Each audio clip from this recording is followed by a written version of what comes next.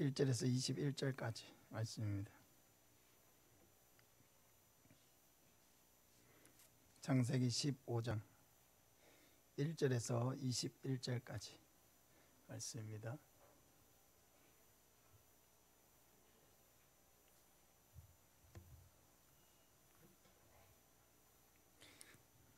구약성경 18쪽입니다. 교독하겠습니다. 이후에 여호와의 말씀이 환상 중에 아브라함에게 임하여 이르시되 아브라함아 두려워하지 말라. 나는 내 방패여 너의 지극히 큰 상급이니라.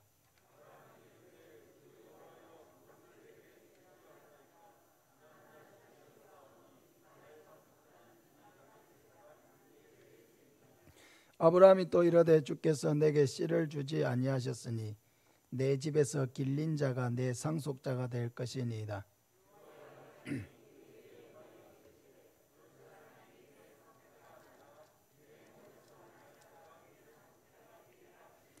그를 이끌고 밖으로 나가 이르시되 하늘을 우러러 무뼈를 셀 수 있나 보라. 또 그에게 이르시되 내 자손이 이와 같으리라.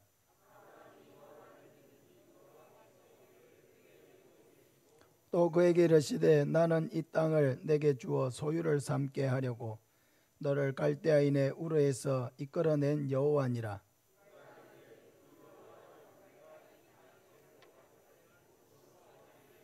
여호와께서 그에게 이르시되 나를 위하여 3년 된 암소와 3년 된 암염소와 3년 된 순양과 산비둘기와 집비둘기 새끼를 가져올지니라.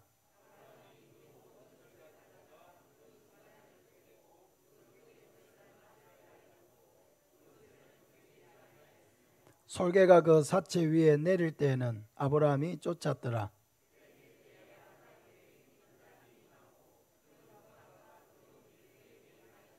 여호와께서 아브라함에게 이르시되 너는 반드시 알라. 내 자손이 이방에서 객이 되어 그들을 섬기겠고 그들은 400년 동안 내 자손을 괴롭히리니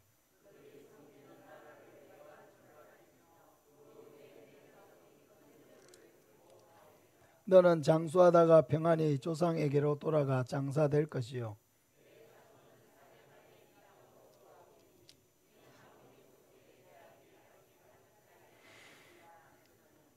해가 져서 어두울 때에 연기 나는 화로가 보이며 타는 횃불이 쪼갠 고기 사이로 지나더라.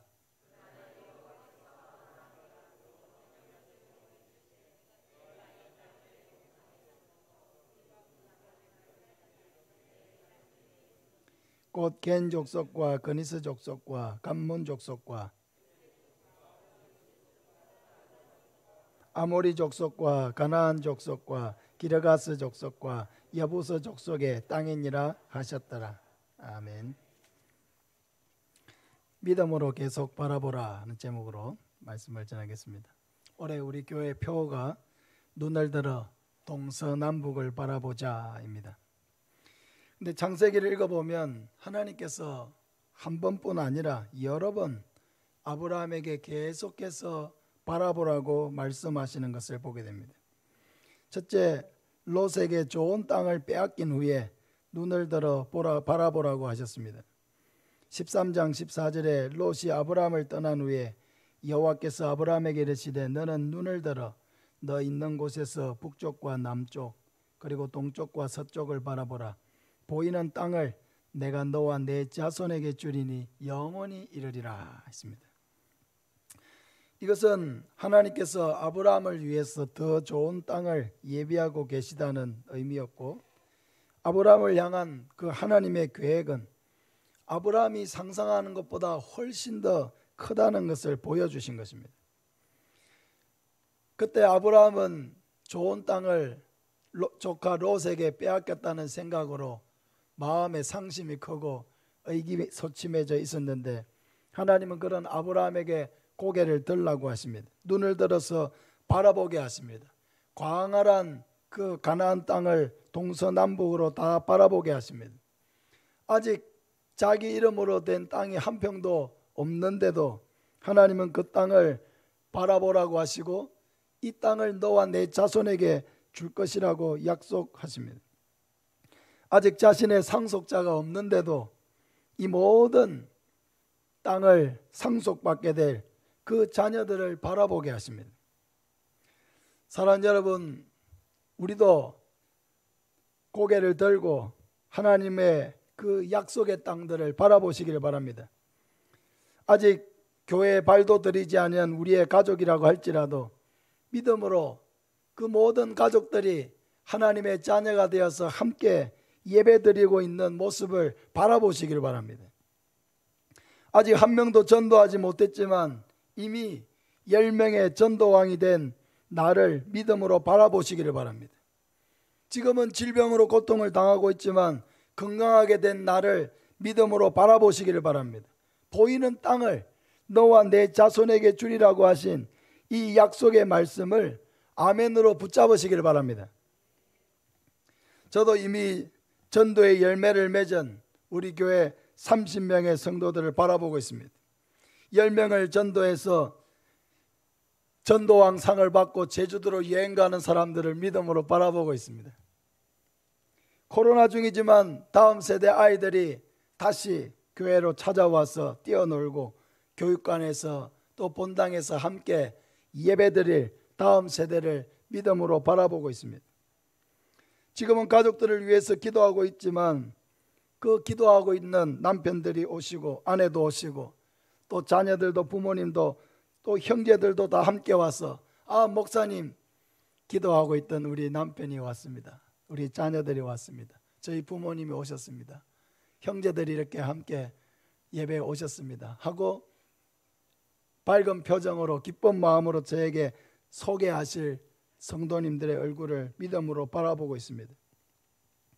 모일 때마다 함께 은혜 받고 성령 충만하고 새벽마다 하나님의 은혜를 갈망하는 발걸음들이 계속 이어질 것을 믿음으로 바라보고 있습니다. 하나님이 말씀을 주시고 비전을 주시고 꿈을 주실 때에는 하나님을 믿고 의지하면서 하나님이 주실 것을 계속 우리는 믿음으로 바라보아야 하는 것입니다. 두 번째로 아브라함이 아들이 없다는 것 때문에 절망하고 있을 때 하나님은 한 번 더 바라보라고 하십니다. 오늘 우리가 읽었던 15장 2절부터 보면 아브라함이 이르되 주 여호와여 무엇을 내게 주시려 하나이까 나는 자식이 없사오니 나의 상속자는 이 다메섹 사람 엘리에셀이니이다. 아브라함이 또 이르되 주께서 내게 씨를 주지 아니하셨으니 내 집에서 길린 자가 내 상속자가 될 것이니이다.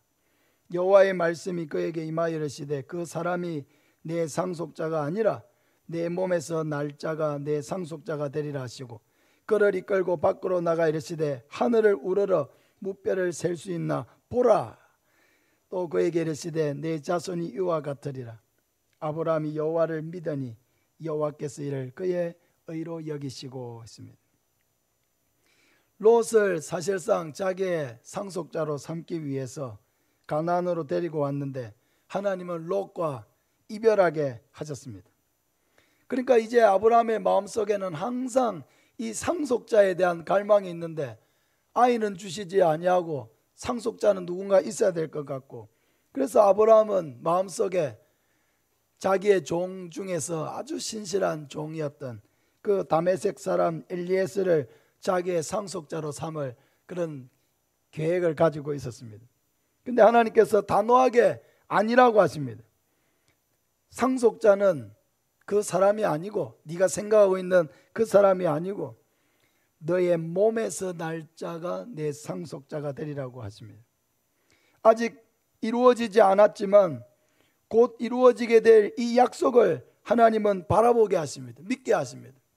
아브라함은 한 명의 자녀가 없어가지고 계속 이것 때문에 왜 하나님이 나에게 이 자녀를 주시지 않는가 여기에 대한 갈망이 있는데 하나님은 계속해서 믿음으로 아브라함에게 바라보게 하시는 것입니다. 그래서 이제는 아브라함을 이끌고 밖으로 나가서 밤하늘을 바라보게 하십니다. 여러분 지금은 가로등이 너무 많고 불빛이 너무 많아가지고 밖에 나가서 밤하늘을 봐도 우리는 별이 몇 개 보이지 않습니다. 근데 아브라함 시대에는 칠흑같이 어두움이 이렇게 있기 때문에 밖으로 나가면은 별이 아마도 촘촘하게 쏟아질 듯하게 그런 많은 별들을 아브라함은 보았을 것입니다. 우리가 아브라함이 보았던 그 별을 보려고 하면 우리는 이제 저게 몽골의 초원이나 이런 곳으로 가면은 이제 밤하늘에 아브라함이 보았던 그 별을 우리도 볼 수가 있을 것입니다. 밤하늘을 바라보게 하시면서 그 촘촘한 그 아름다운 별들 바라보게 하시면서 하나님이 물으십니다. 저 하늘의 별들을 네가 셀 수 있겠느냐? 저 하늘의 별들을 네가 셀 수 있겠느냐? 아마도 아브라함은 대답하지 못했을 것입니다. 그때 하나님께서 아브라함에게 말씀하십니다. 내 자손이 이와 같으리라. 내 자손이 이와 같으리라. 아직 자식이 한 명도 없고 또 자기나 사라나 이제 아이를 낳을 수 없는 그런 정도로 몸이 완전히 노쇠해져 가고 있는데 하나님은 내 자손이 이와 같으리라고 하십니다. 이럴 때 아브라함이 어떻게 반응해야 됩니까? 아멘이라고 반응해야 되는 거죠. 아멘. 모든 것이 불가능합니다. 인간적으로 봤을 때는 답이 안 나오는 얘기를 하나님께서 하고 계십니다. 합리적이지 않은 이야기를 하고 계십니다. 근데 이 상황에서 아멘이라고 대답하려면 뭐가 필요합니까? 믿음이 필요한 것이죠. 믿음. 근데 오늘 감사하게도 아브라함이 여호와를 믿으니 이를 그의 의로 여기셨다고 말씀하고 있습니다. 하나님이 말씀하셨기 때문에 아멘이라고 해야 합니다. 아무것도 손에 잡히는 것이 없지만은 아멘이라고 해야 합니다. 하나님이 말씀하셨기 때문에 하나님이 이루시리라고 하는 것을 믿고 아멘이라고 해야 합니다. 사랑하는 여러분, 아멘 하시기를 바랍니다. 하나님의 말씀 앞에는 아멘밖에 없습니다. 자기 생각을 말하려고 하지 마세요. 자기의 계산의 결과를 말하려고 하지 마세요. 내가 합리적으로 생각을 해보니까, 계산을 해보니까 그건 도무지 답이 안 나오는 얘기인데 왜 그런 얘기를 하십니까? 여러분, 그런 생각을 가지고서는 믿음으로 살 수가 없습니다. 육신의 자녀가 아니라 내가 전하는 자들이 복음을 듣고 예수님을 믿고 하나님의 자녀가 될 수많은 그런 영적인 아들, 딸들을 여러분 믿음으로 바라보시기를 바랍니다. 복음의 씨앗을 뿌릴 때에 당장 그 내가 뿌린 씨가 오늘 뿌렸다고 내일 열매를 거두는 것 아니죠. 농사를 지어도 모내기를 하면은 적어도 4개월 후가 되어서야 그 뿌린 것을 거둘 수가 있습니다. 영적인 씨앗도 마찬가지죠. 오늘 내가 복음의 씨를 뿌린다고 해가지고 그 다음 주에 바로 거두는 것 아닙니다. 그러나 몇 개월 후에, 어떤 사람은 몇 주 후에, 어떤 사람은 몇 년 후에 그 열매가 되어서 돌아올 것을 믿음의 눈으로 바라보아야 하는 것입니다. 밤하늘의 별을 볼 때마다 아브라함은 이제 하나님의 약속이 떠올랐을 것입니다. 내 자손이 이와 같으리라. 밤의 별을 볼 때마다 아직 아무 자녀가 없는 이런 상태에 있지만은 내 자손이 이와 같으리라고 하신 하나님의 약속의 말씀을 계속 믿음으로 바라보게 되는 것입니다.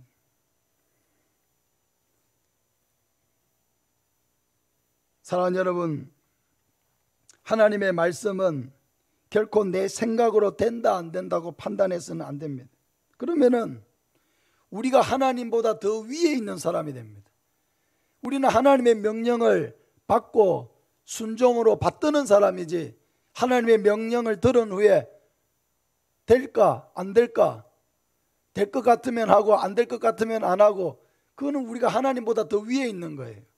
명령을 받은 사람은 그 명령을 따라서 아멘하고 순종할 뿐입니다. 그 명령을 하신 분이 알아서 하실 일입니다. 그런 명령을 하실 때에는 하나님의 뜻이 있고 계획이 있기 때문에 그렇게 말씀하시는 것입니다. 명령을 받은 자는 아멘과 순종 외에 다른 것은 아무것도 없습니다. 우리 한번 따라합시다. 아멘하고 순종하면 하나님이 이루어 가신다. 할렐루야. 아멘하고 순종만 하면 됩니다. 아멘. 하나님께서 말씀하셨으니 하나님이 이루십시오. 그게 우리가 하나님의 말씀 앞에 올바로 서고 그 말씀을 통한 역사를 경험하는 방법입니다. 결국 누가 주인공이 되느냐? 똑똑한 사람이 주인공 되는 거 아니에요. 자기 계산으로 하나님의 말씀을 판단하고 평가하려고 하는 사람이 주인공이 되지 않습니다. 주인공은 누가 되느냐? 아멘하고 순종하는 사람이 주인공이 될 줄로 믿습니다. 하나님의 말씀 앞에서는 아멘과 순종밖에 없는 거예요. 우리의 가족들을 하나님께서 구원하실 것을 믿습니다 하면 하나님께서 반드시 우리의 가족을 구원하실 것입니다 믿고 아멘으로 화답하고, 하나님께서 그러면 이 일을 위해서 제가 무엇을 하기를 원하십니까? 하고 물어야 되는 거죠. 하나님께서 하실 일은 분명한데 그럼 제가 그 하나님이 하실 일을 위해서 제가 무엇을 해야 합니까? 하고 하나님 앞에 겸손하게 물어야 하는 거죠. 하나님은 반드시 10명을 전도하는 전도왕을 우리 교회에 주실 것입니다. 그건 아멘이에요. 아멘 하시기 바랍니다. 아멘. 네, 아멘입니다. 그러나 우리는 물어야 되죠. 하나님, 제가 그 주인공이 되고 싶은데 제가 어떻게 하기를 하나님이 원하십니까? 하고 물어야죠. 겸손하게 물어야죠. 하나님께 지혜를 구해야죠. 성령의 충만을 구해야죠. 하나님의 은사를 구해야죠. 그런 복된 사역을 감당할 수 있는 하나님과 동역하는 역사의 주인공이 되게 해달라고 그런 갈망하는 마음이 우리 마음속에서 일어나야죠. 그런 영광을 아무에게나 주시는 것은 결코 아니거든요. 갈망해야 하는 것입니다. 이렇게 하나님께서는 하늘의 별들을 보여주시면서 또 아직 태어나지도 않는 그 수많은 자녀들을 아브라함에게 바라보게 하신 것입니다. 세 번째로 아브라함이 인간적인 방법으로 후손을 얻으려고 하는 그런 실패를 한 후에 하나님은 다시 한번 바라보게 하십니다. 17장 5절에 보면은 이제후로는 내 이름을 아브라함이라 하지 아니하고 아브라함이라 하리니 이는 내가 너를 여러 민족의 아버지가 되게 함이니라. 내가 너로 심히 번성하게 하리니 내가 내게서 민족들이 나게 하며 왕들이 내게로부터 나오리라. 또 17장 15절부터 보면 하나님이 또 아브라함에게 이르시되 내 아내 사레는 이름을 사레라 하지 말고 사라라 하라. 내가 그에게 복을 주어 그가 내게 아들을 낳아주게 하며 내가 그에게 복을 주어 그를 여러 민족의 어머니가 되게 하리니 민족의 여러 왕이 그에게서 나리라.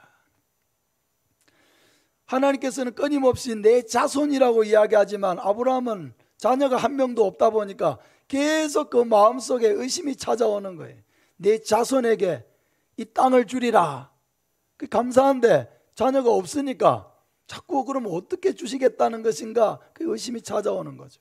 하늘의 별들을 보여주시면서 내 자손이 이와 같으리라 말씀하시는데 그러나 자녀가 없으니까, 안 생기니까, 그리고 자신이나 살아도 나이가 너무 들어서 아이를 낳을 수 없다는 생각이 드니까 자꾸만 마음속에 의심이 찾아오고 하나님이 말씀하셨지만 과연 그런 일들을 이루실까 하는 불안한 마음이 그의 마음속에 들어오는 것입니다.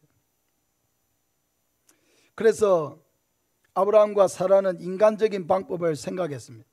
사라의 몸종인 애굽 사람 하갈을 아브라함에게 처벌어 주어서 그를 통해서 후손을 잇겠다는 그런 생각을 했습니다. 이런 것이 하나님의 방법일 수도 있지 않을까? 사라는 불임이고 아이를 낳을 수 없는 여인이니까, 또 나이도 들었고 도무지 아이를 낳을 수 없는 상황이니까 이렇게 첩을 통해서 아이를 낳는 것도 하나님의 방법이지 않을까라고 하는 철저한 인간적인 자기 중심적인 생각을 한 것입니다. 이렇게 해서 이스마엘이라고 하는 아들을 아브라함이 86살 되었을 때에 낳았습니다. 이 이스마엘이 태어남으로써 지금 중동의 이슬람 이 세력이 지금 만들어지지 않았습니까? 그러나 이 이스마엘은 하나님의 방법도 아니고 완전히 인간적이고 세속적인 자기 계산적인 그런 데서 태어나게 된 아들에 불과했습니다. 그런데 이제 아브라함의 나이가 99세가 되고 사라는 89세가 되었습니다. 86살에 또 76살에 아이를 낳는 것도 상상할 수 없는 일인데, 이제 아브라함이 99세가 되고 10살 차이니까 사라가 89세가 되었습니다. 도무지 아이를 낳을 수 없는 상황입니다. 근데 하나님은 다시 한번 하나님이 주실 그 약속의 자녀를 믿음으로 바라보게 하십니다. 어떻게 하십니까? 아브라함의 이름을 아브라함으로 바꾸십니다. 아브라함은 고귀한 아버지라는 뜻입니다. 아브라함은 열국의 아버지, 많은 민족의 아버지라는 뜻입니다. 사레는 나의 공주라는 뜻입니다. 굉장히 개인적인 의미죠. 근데 사라는 열국의 어머니, 많은 민족의 어머니라는 뜻입니다. 그 이름을 바꾸는 거죠. 아이 한 명 없는 두 노인에게 서로 이름을 바꾸어 가지고 서로를 이제는 열국의 아버지여, 열국의 어머니여 하고 부르게 하시는 것입니다. 안 믿으니까.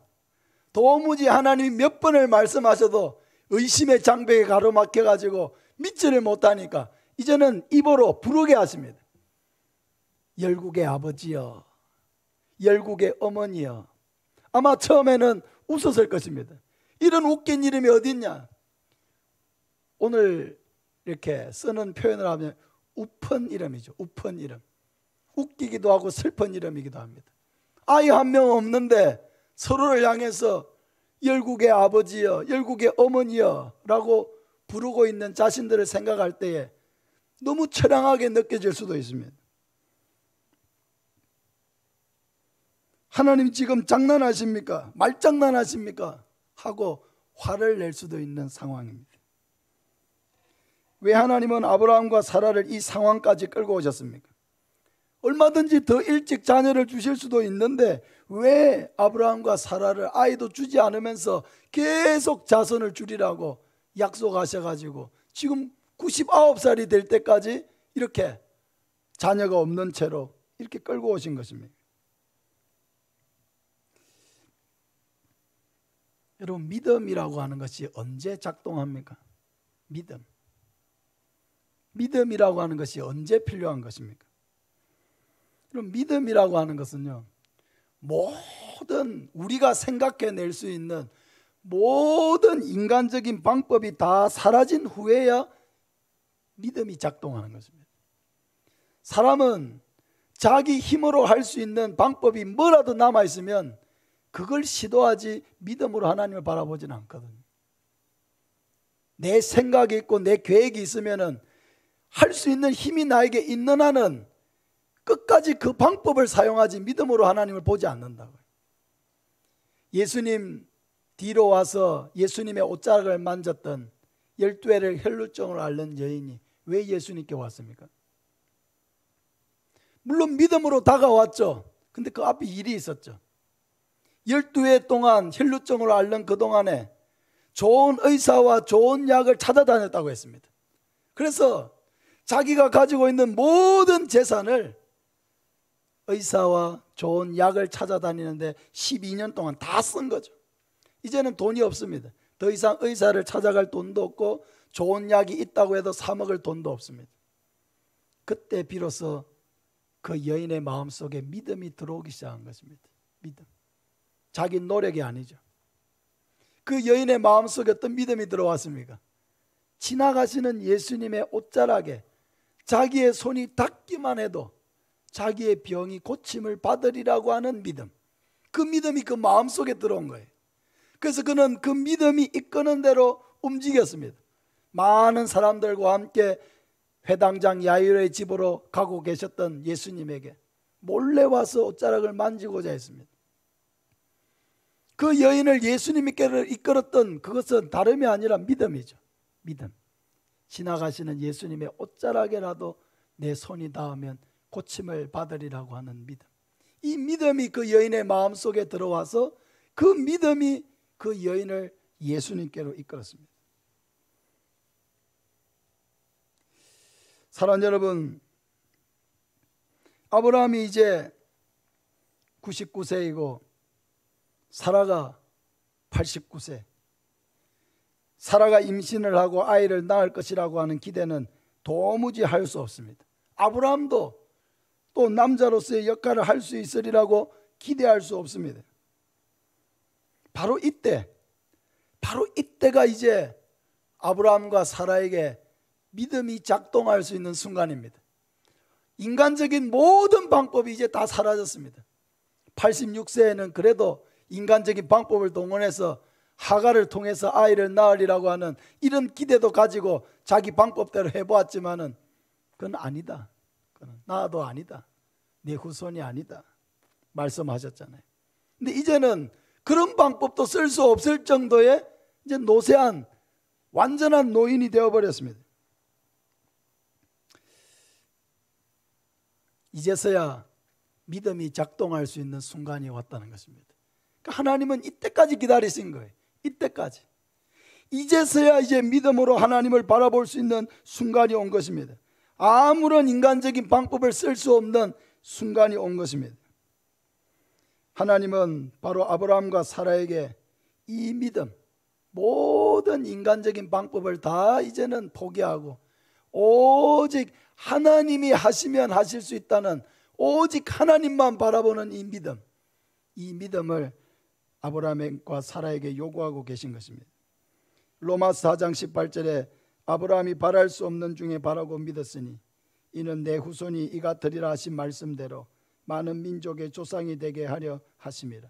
그가 100세나 되어 자기 몸이 죽은 것 같고 사라의 태가 죽은 것 같음을 알고도 믿음이 약하여지지 아니하고 믿음이 없어 하나님의 약속을 의심하지 않고 믿음으로 견고하여져서 하나님께 영광을 돌리며 약속하신 그것을 또한 능히 이루실 줄을 확신하였으니 그러므로 그것이 그에게 의로 여겨졌느니라.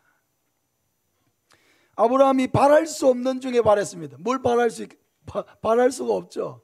아무것도 이제 인간적인 소망이 없습니다. 살아도 이제 더 이상 소망이 없습니다. 100세나 되어버렸습니다. 자기의 몸이 이제 새로운 것을 생산해낼 수 있는 그런 여력이 없습니다. 몸이 죽은 것과 같이 되어버렸습니다. 사라가 여인이지만 그 태는 아이를 임신할 수 없는 죽은 태와 같이 되어버렸습니다. 인간적인 모든 방법과 인간적으로 생각할 수 있는 모든 계획이 이제는 다 수포로 돌아간 순간입니다. 그러나 그 순간에 아브라함의 믿음이 작동했다는 것입니다. 바랄 수 없는 중에 바라기 시작했다는 것입니다. 하나님이 약속하셨기 때문에 그 약속하신 것을 누가 이룬다고요? 하나님이 이루실 것을 바라보았다는 것입니다. 그러니까 믿음은 나에게 근거가 있는 게 아니라 하나님께 있는 거죠. 하나님이 말씀하셨으니 하나님이 이루실 것입니다. 할렐루야. 이게 믿음이죠. 하나님을 향하여 믿는 이것이 믿음입니다. 믿음은 내 확신이 아니죠. 자기 확신이 아닙니다. 믿음은 하나님께 근거와 소망을 두는 것입니다. 하나님이 말씀하셨으니 하나님이 이루실 것입니다. 사랑하는 여러분, 하나님은 우리에게 이런 믿음을 요구하시는 거죠. 우리 보고 하라고 하는 게 아니에요. 우리 보고 어떤 일을 성취하라고 하시는 게 아니에요. 한번 내가 지켜볼 테니까 네가 얼마나 대단한 사람인지 네가 한번 1년 동안 한번 보여줘봐라. 이게 아니라는 거예요. 하나님이 원하시는 것은 믿음으로 하나님을 바라보는 것입니다.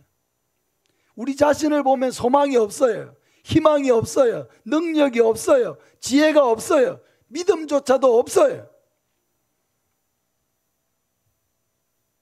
우리에겐 미천이 없습니다. 바라볼 게 내 안에는 없어요. 그러니까 우린 누구를 바라봐야 합니까? 하나님을 바라봐야 돼요. 하나님이 하실 일을 바라봐야 돼요. 하나님을 믿는 것, 이것이 우리가 할 수 있는 최고의 일입니다. 하나님은 우리가 하나님을 위해서 많은 일을 우리가 성취해가지고 하나님 내가 이런 일을 성취했습니다 하고 가지고 오는 걸 좋아하시는 게 아니고 하나님을 믿는 것, 이 믿음을 좋아하세요.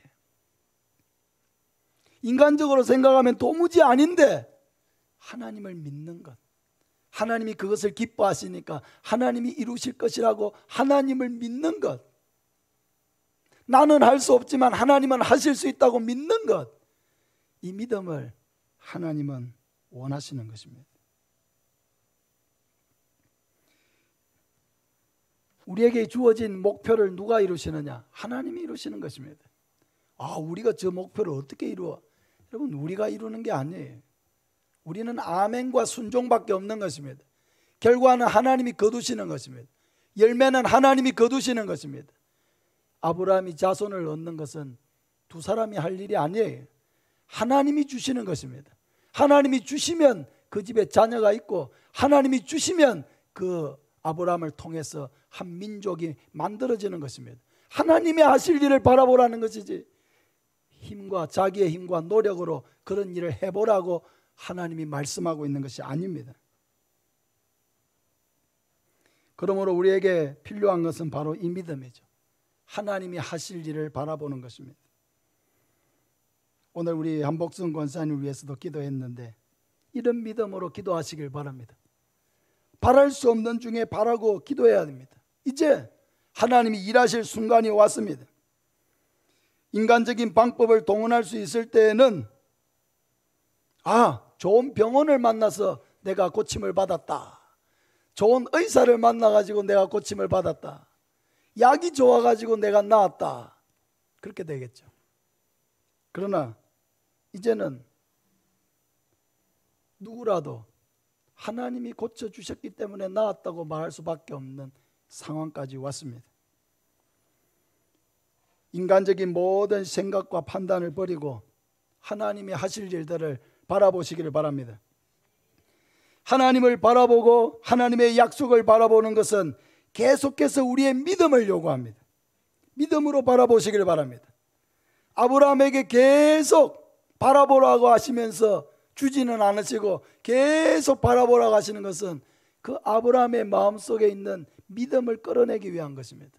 그 연약한 믿음을 강한 믿음으로, 믿는다 하면서도 믿지 않는 그 믿음을 이제는 확실한 하나님의 말씀을 믿는 믿음으로, 바랄 수 없는 중에 바라는 믿음으로, 소망이 없는 중에 하나님께 소망을 두는 믿음으로, 나는 할 수 없지만 하나님은 하실 수 있다는 믿음으로 나아오도록 하나님은 아브라함과 그 아들 문제로 씨름하면서 지난 25년을 끌고 오신 것입니다. 믿음으로 바라보고 믿음으로 자기의 자리를 지키고 믿음으로 기도하시기를 바랍니다. 예, 하나님 믿습니다. 하나님의 약속들을 믿음으로 바라보겠습니다. 이 땅들을 변화시켜 가실 하나님을 믿음으로 바라보겠습니다.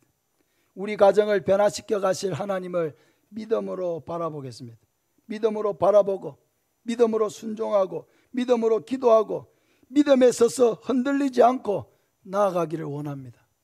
하나님 앞에 기도하면서 믿음의 대장부들이 되어서 1년 내도록 믿음으로 하나님을 바라보고 또 아멘 순종하며 하나님 행하실 놀라운 일의 주인공들이 되시기를 예수님의 이름으로 축복합니다. 아멘.